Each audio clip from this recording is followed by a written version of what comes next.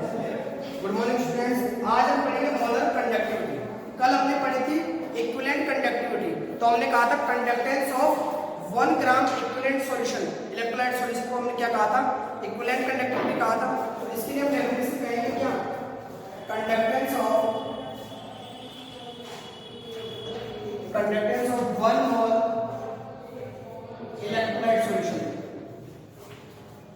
Electrolyte solution. और इसको हम किससे रिप्रेजेंट कर रहे थे? लैम्डा एम से।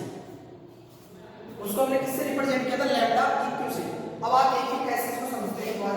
मान लीजिए आपने कोई भी कंटेनर लिया, उसमें आपने क्या कर दी? 2 इलेक्ट्रोड ली और इनके बीच की डिस्टेंस आपने क्या की? 1 सेंटीमीटर रखी।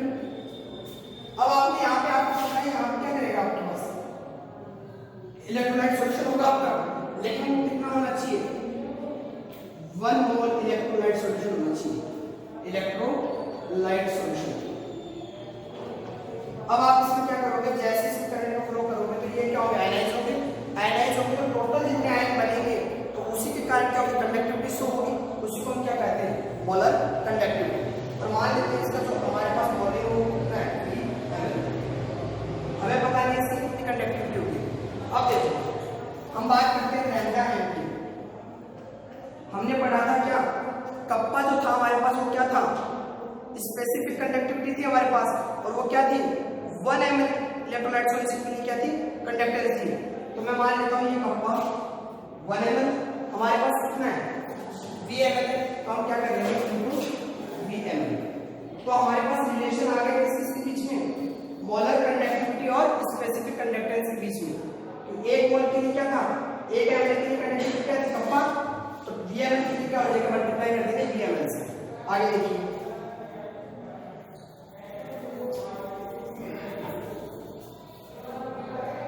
अब हम यहाँ देखते हैं कि यहाँ पे हम निकालते हैं मोलैरिटी, क्योंकि हम बात किसकी कर रहे हैं? 1 मोल की। और हम कंसंट्रेशन टर्म लेते हैं तो मोलैरिटी में हमने पढ़ा था क्या था? Number of moles of solute. तो हमने यहाँ क्या लिखे? Moles of solute upon volume of solution, volume of solution, और वो भी किसमें? लीटर में, लीटर। ये हमने पढ़ा था क्या था? मोलैरिटी का फॉर्मूला पढ़ा था, number of moles of solute upon volume of solution in litre. यानी 1 लीटर में कितने नंबर ऑफ मोल्स सॉल्यूट के पड़ जाएगा उसको आपने क्या कहा था? मोलैरिटी कहा था। फिर यहां से देखो मैं लिख देता हूं इसको MVL। तो किसके बराबर आ गया? M के। अगर मैं कहूं M क्या है? 1/VL क्या है? रिवर्स प्रोपोर्शन है। मुझे VL निकालना हो तो मैं क्या करूंगा? 1/M। अब मुझे पता है किसमें है? लीटर में है, जबकि हमें यहाँ पर कंडक्टिविटी किसमें निकालनी? VmL में। तो मैं इसको क्या करूँगा? ml में कन्वर्ट करूँगा। ml में कन्वर्ट करने के लिए क्या होगा? VmL अपॉन 1000 कन्वर्ट हो जाएगा उसमें ml में इनटू 1/m। आगे देखिए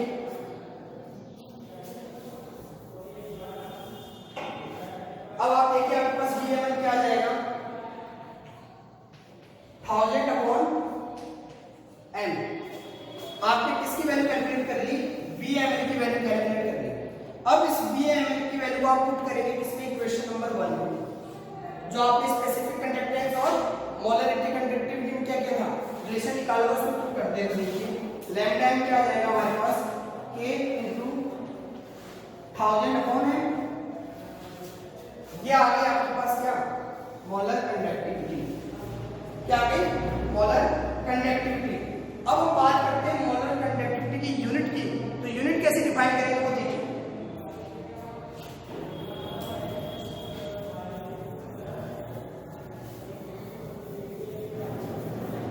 हम बात कर रहे हैं मोलर कंडक्टिविटी की यूनिट की, लैम्डा एम की यूनिट की बात कर रहे हैं। तो देखिए हम जानते हैं कप्पा, या तो कप्पा का आप फॉर्मूला लिखिए या फिर डायरेक्ट आप इसकी यूनिट भी जानते हैं क्या होती है? Ohm inverse centimetre inverse. फिर देखिए इंटू, यहाँ पे आपको दे रखी है मोलैरिटी। मोलैरिटी क्या थी आपके पास? मोल अपॉन क्या थी? लीटर था, लेकिन हमने ml में कन्वर्ट कर लिया था इसको। तो यहाँ पे जो वॉल्यूम आएगा वो किसमें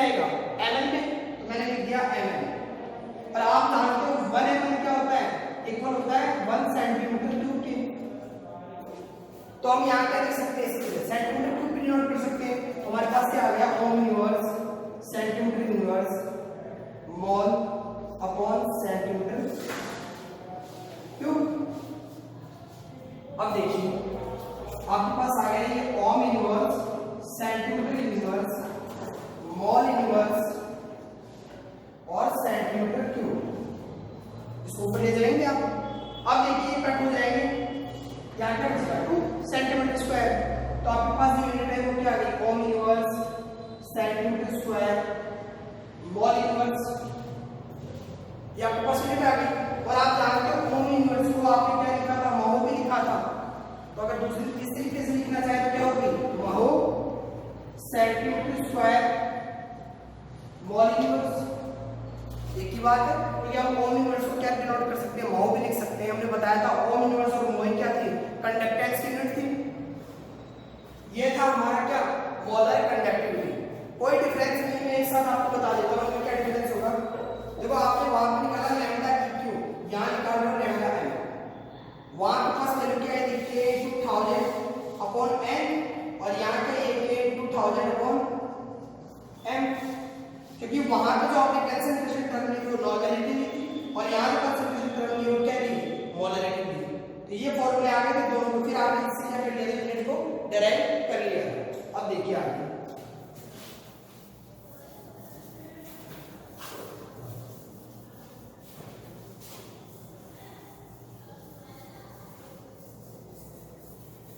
अब देखेंगे relation between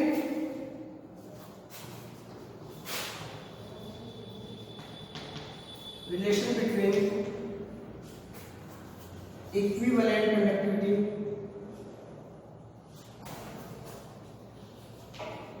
conductivity and molar conductivity.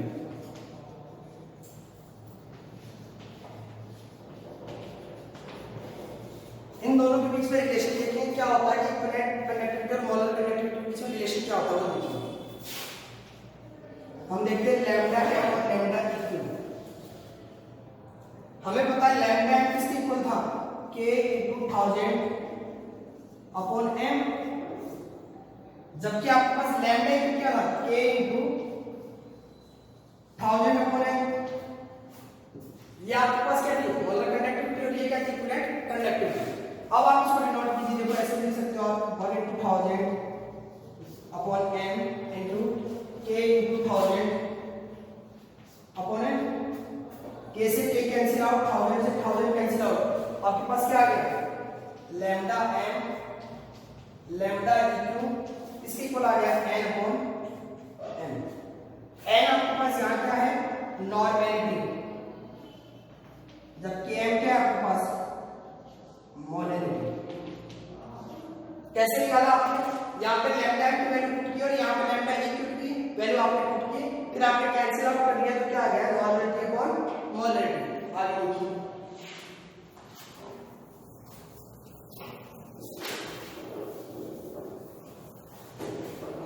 अब हम देखेंगे इसमें नॉर्मलिटी का फॉर्मूला हमने पढ़ा था, तो क्या था, नॉर्मलिटी का फॉर्मूला था हमारे पास gram equivalent upon volume of solution. तो देखो यहाँ पे हमने पढ़ा था lambda m upon lambda eq. हम जानते हैं नॉर्मलिटी क्या थी, gram equivalent of solute upon volume of solution, और वो भी किसमें, लीटर में, अपॉन मोलरिटी आपके पास क्या टेबल थी, मोल्स ऑफ सॉल्यूट अपॉन, मैं लिख देता हूं moles of solute upon volume of solution. या आपके पास क्या थी, मोलरिटी। इनकी वैल्यू आपने क्या कर दिया, फॉर्मूला पुट अप कर दिया। अब देखिए वॉल्यूम ऑफ सॉल्यूशन से वॉल्यूम ऑफ सॉल्यूशन क्या हो जाएंगे, कैंसिल आउट, तो आपके पास क्या आई वैल्यू, आपके पास आई lambda m lambda equal gram equivalent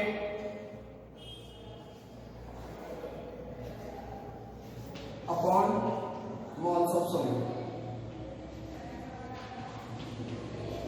और हमने ग्राम इक्विवेलेंट का भी फॉर्मूला पीछे डिस्क्राइब किया था। ग्राम इक्विवेलेंट कैसे कैलकुलेट करते हो आप? ग्राम इक्विवेलेंट कैसे किया था आपने?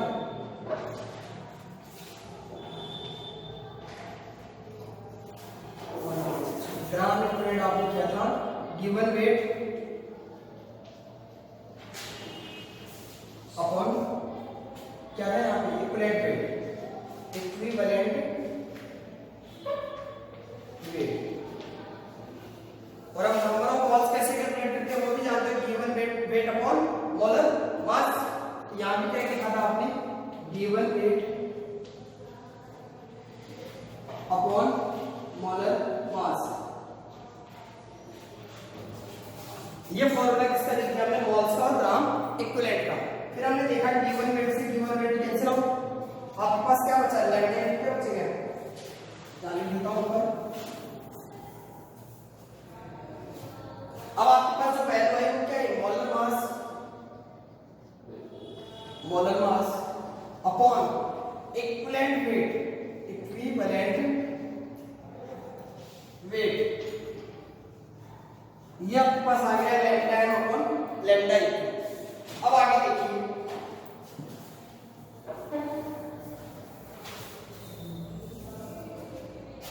अब आपने इक्विवेलेंट वेट को भी कैलकुलेट किस प्रकार किया था आपने? Molar mass upon x factor. तो हम यहां वैल्यू पुट करते हैं किसकी? इक्विवेलेंट वेट की। तो क्या आ गया हमारे पास? Lambda M upon lambda eq. किसकी इक्वल आ गया? मोलर मास अपॉन यहां क्या रहेगा? Molar mass upon x factor. और मैंने बताया था एक्स फैक्टर कैसे कैलकुलेट करते हैं। यदि आप एसिड लेते हैं तो उसको डिसॉल्व करने पर वो जितने आपको एच प्लस आयन देता है वही क्या होते हैं? Number of H plus ion जो होते हैं एक्स फैक्टर होते हैं। बेस के लिए बात करते हैं तो number of OH minus ion. और मैंने साल्ट के लिए आपको बता दिया था उनके ऊपर जो चार्ज होता है कैटायन और एनायन पर, वो ही क्या कहलाता है? X factor. अब देखिए मोलर मास से मोलर मास कैंसिल आउट, आपके पास वैल्यू क्या आ गई? Lambda M upon lambda equivalent X, X की इक्वल आ गई। तो मैं यहां लिख सकता हूं कि लैम्डा एम की वैल्यू क्या आ गई मेरे पास? लैम्डा इक्विवेलेंट इनटू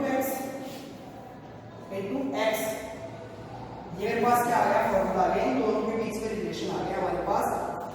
इसके बीच में मोलर कंडक्टिविटी और इक्विवेलेंट कंडक्टिविटी के बीच में ये हमारे पास रिलेशन आ गया। क्या आ गया? Lambda M equal to lambda equivalent into x.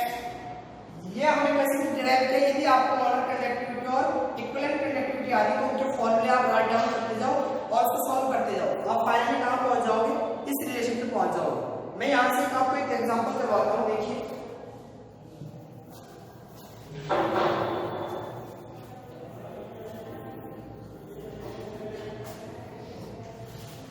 Question है आपके पास H2SO4 की, H2SO4 equivalent weight, equivalent conductivity of H2SO4 is 5। Equivalent conductivity H2SO4 की क्या है? 5 है आपके पास। Calculate the molar conductivity,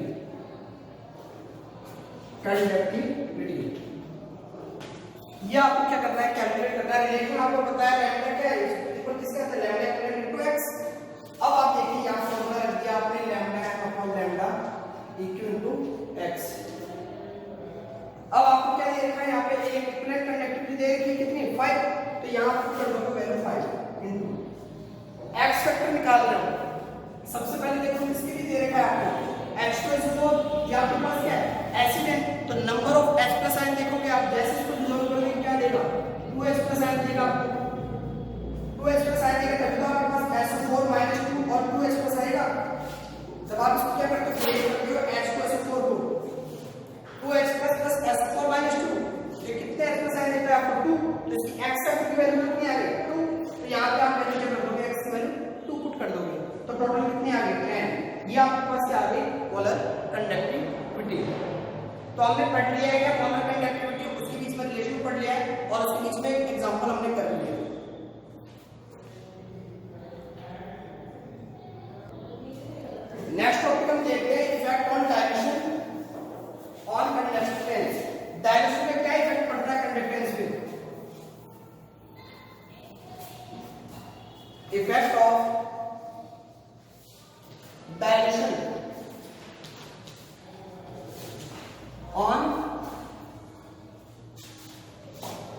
conductance. क्या देखते हैं? कंडक्टेंस पे हम इफेक्ट देखेंगे वो किसका? डायरेक्शन का। तो देखिए कंडक्टेंस, मैं यहाँ पे साथ में और बता देता हूँ आपको मोलर कंडक्टिविटी, मोलर कंडक्टिविटी और equivalent conductivity.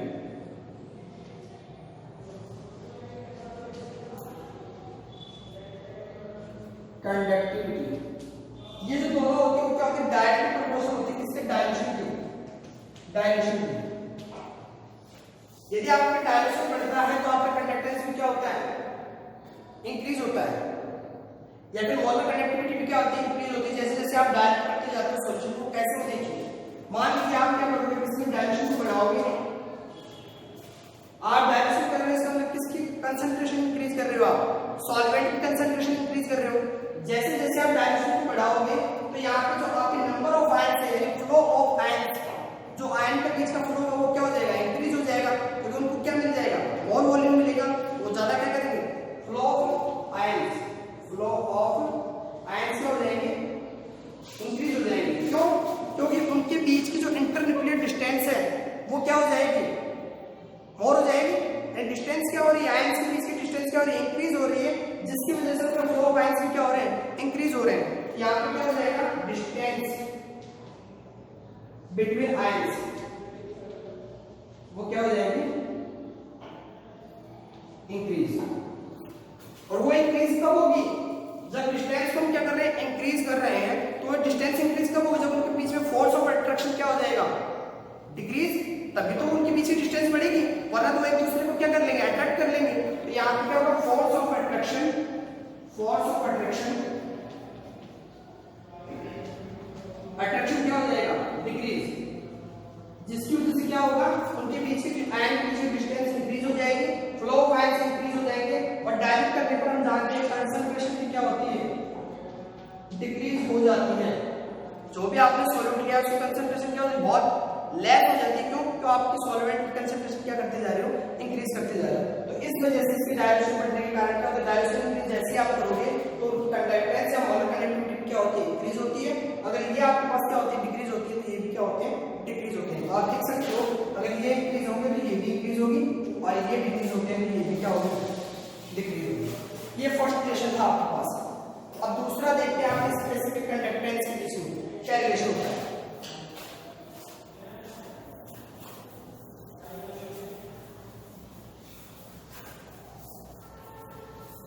Specific conductance, specific conductance, इसको आपने किससे नोट किया था? कप्पा से।